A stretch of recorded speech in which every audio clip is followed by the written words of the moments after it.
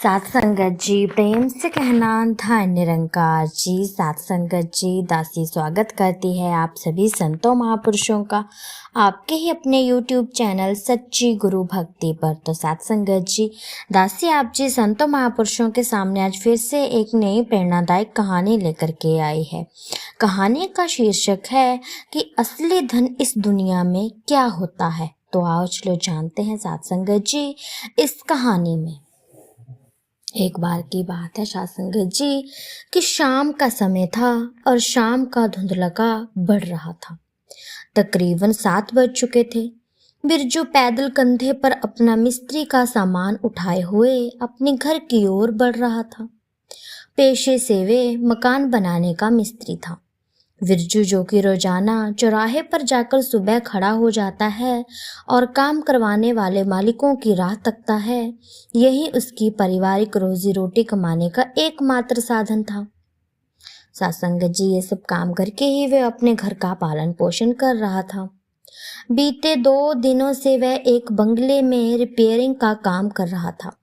आज वह अपना काम निपटाकर वह वापस पैदल घर की ओर बढ़ रहा था कि अचानक हलवाई की एक दुकान पर नजरें पड़ते ही उसे अपनी पत्नी सुधा की बात याद आई। सुधा ने 2 दिन पहले ही उसे कहा था कि परसों बड़ी बेटी का जन्मदिन है, भूल मत जाना, बच्चों के लिए कुछ मीठा लेते हुए आना। आज के काम की दिहाड़ी पूरे 450 रुपये मिली थी उसे। साथ में उसके काम से खुश होकर बंगले की मालकिन ने एक चॉकलेट का पैकेट भी पकड़ा दिया था, क्योंकि सुबह ही काम करते हुए उन्होंने उससे पूछा था कि घर में कौन कौन है आपके भैया। तब बिरजू ने मालकिन को बताया था कि घर में उनके अलावा उनकी पत्नी सुधा और 2 बेटियां हैं, आस्था और आराध्या। साथ ही उसने बताया कि आज बड़ी बेटी का जन्मदिन भी है। तो आते वक्त उन्होंने बिरजू को चॉकलेट का पैकेट दे दिया था दोनों बच्चियों के लिए, ताकि वो चॉकलेट का आनंद ले सकें। उसके बाद सात संगत जी, सेठ जी 250 ग्राम रसगुल्ले तोल देना, उन्होंने ऐसे दुकानदार से कहा। कंधे से सामान उतारते हुए बिरजू बोला और पेट के अंदर की गुप्त जेब में रुपए निकालकर उसने हलवाई की ओर बढ़ा दिए। हाथ में मिठाई आते ही उसे ऐसा लगा कि जैसे उसने आस्था और आराध्या के लिए लाखों रुपए वाली खुशी खरीद ली हो। दोनों को रसगुल्ले बहुत ही ज्यादा पसंद थे। मन ही मन मुस्कुराते हुए बिरजू तेजी से एकदम घर की ओर बढ़ने लगा। उसे घर जाने की जल्दी थी। अचानक एक कपड़ों की दुकान देखकर उसके कदम रुक से गए।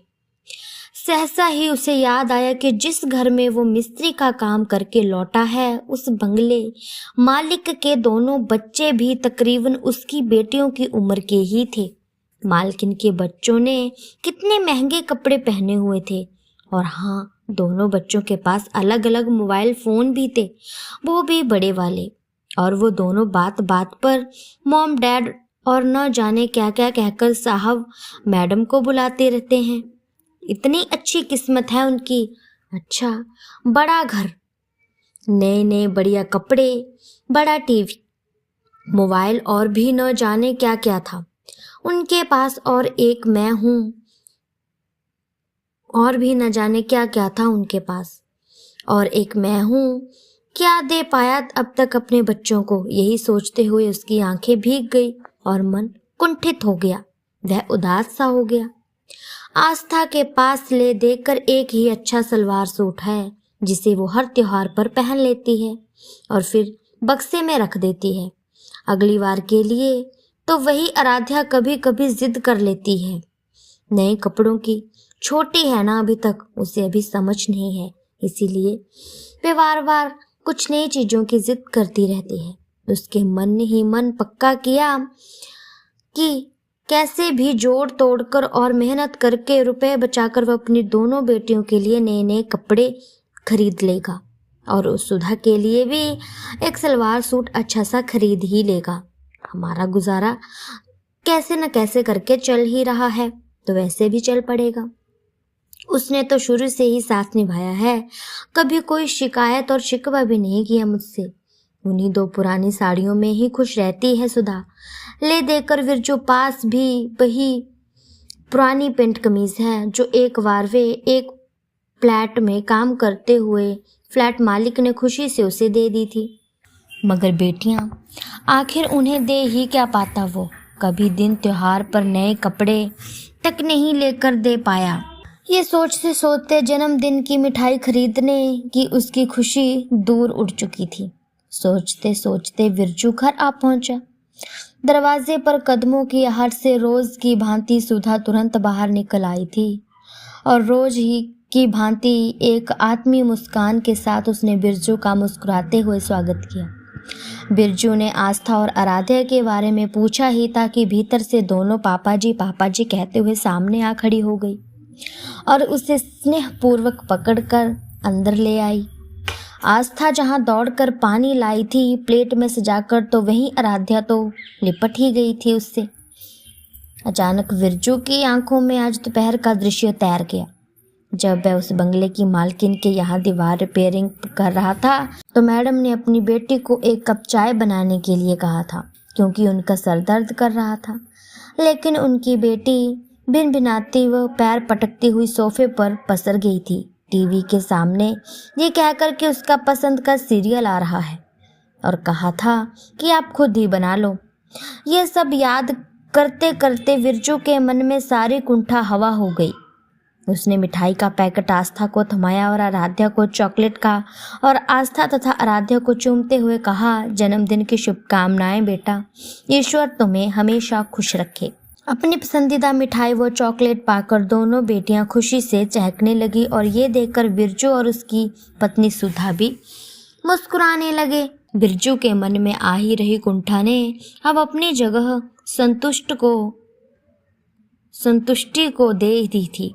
वो समझ गया था कि संस्कार और अपनापन ही असली धन होता है जो उसके पास एक परिवार के रूप में भरपूर मौजूद है। सदैव प्रसन्न रहिए, जो प्राप्त है पर्याप्त है। जीवन में हमें जो कुछ भी मिला है और मिल रहा है, क्या हम वास्तव में उसके लिए कृतज्ञ हैं? यह नहीं साथ संगत जी। इसीलिए साथ संगत जी संत महापुरुष भी कहते आए हैं कि निरंकार प्रभु परमात्मा ने जो दे दिया, इस परम पिता परमात्मा ने जो हमें दे रखा है, हम उसी में ही संतुष्टि करें। साथ संगत जी, किसी भी चीज़ का लोभ या लालच ना करें। यदि हम ऐसा करेंगे तो उसमें हमारी ही कोई ना कोई फिर बुराई छिपी होगी, क्योंकि साथ संगत जी ऐसे ही समयों पर बुराई जो है वो हमारे मन में घर कर लेती है।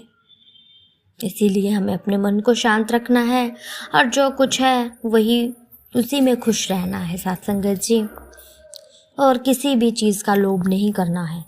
तो साथ संगत जी, दासी की कहानी आप जी संतों महापुरुषों को अच्छी लगी हो तो वीडियो को लाइक कीजिएगा, कमेंट में धर्म निरंकार जी ज़रूर लिखिएगा, और चैनल पर नए हैं तो चैनल को सब्सक्राइब ज़रूर कर लीजिएगा, क्योंकि साथ संगत जी ऐसी ही प्रेरणादायक कहानियाँ मैं आप जी संतों महापुरुषों के सामने हर रोज़ लेकर के आती रहती हूँ। अब मिलती हूँ मैं आपसे नेक्स्ट वीडियो में, तब तक के लिए धन निरंकार जी।